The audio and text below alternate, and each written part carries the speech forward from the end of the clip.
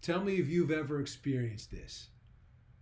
Sunday night rolls around and you are just down in the dumps. You are just, oh no, I have to go.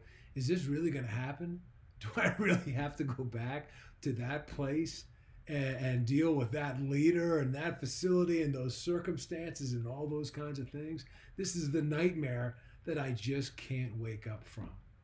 And a lot of people are in that space, right? Sunday rolls around and they just don't want to go back, please. And then your mind starts to wander. If you're anything like me, your mind would start to wander and go to a place like, well, all kinds of ridiculous scenarios, right? Maybe the facility will get hit by a meteor and aliens, and you think that could happen, right? I mean, right? That stuff happens, um, and that's a really good indication that you're doing something that you're really not designed to be doing. You should be doing more. You should be living and leading with passion. And that's a real good indication that you're not supposed to be in that kind of place. So hopefully, we've all experienced strong leadership. I have. And I got to tell you, it's inspiring, whether it's sports or in the corporate world. That puts you in a place where you are way more energized than exhausted. It made you feel like, man, I'm never going to let down my teammate. I'm going to break through this wall to achieve the goals. And that is night and day difference from if you've experienced not so good leadership. I had a boss, and so you're familiar with the term the GOAT, right? The GOAT is the greatest of all time. I had a boss. He was the WOAT. He was the worst of all time, right? I didn't trust him. I didn't respect him. I just didn't believe in him. I just felt, oh, this doesn't feel right. But the things that I've learned over the years is it's still about me. It's still about how I show up. It's how I react to the situation because I still have the power unless I give it to someone else.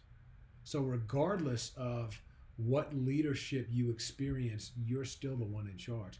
The other thing that was interesting to me is thinking about that person that was the WOAT, right? I love that term. So this person that was a terrible leader, as I reflect, do I really think that he tried to be the worst leader of all time? Probably not. Maybe it was something that he experienced.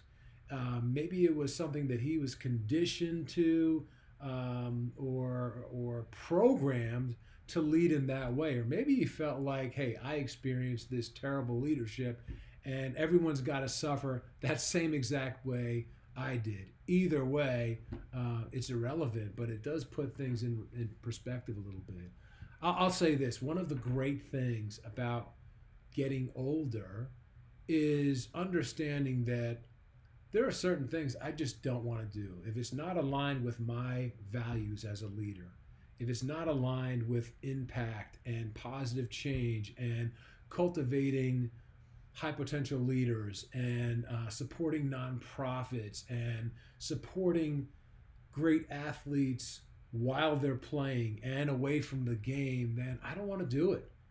And we have that choice and we have that power. We're designed to move mountains. We're designed and we're made and we're created to drive amazing change.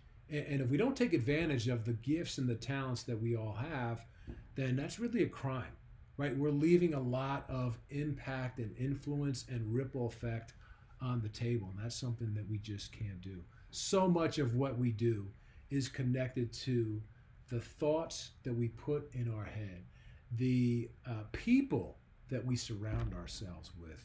Remember that you were designed to do some amazing things. Go out there, chase your passion, lead with courage, and be bold and be creative and innovative, and get out there and make some plays. We'll see you soon. Thanks.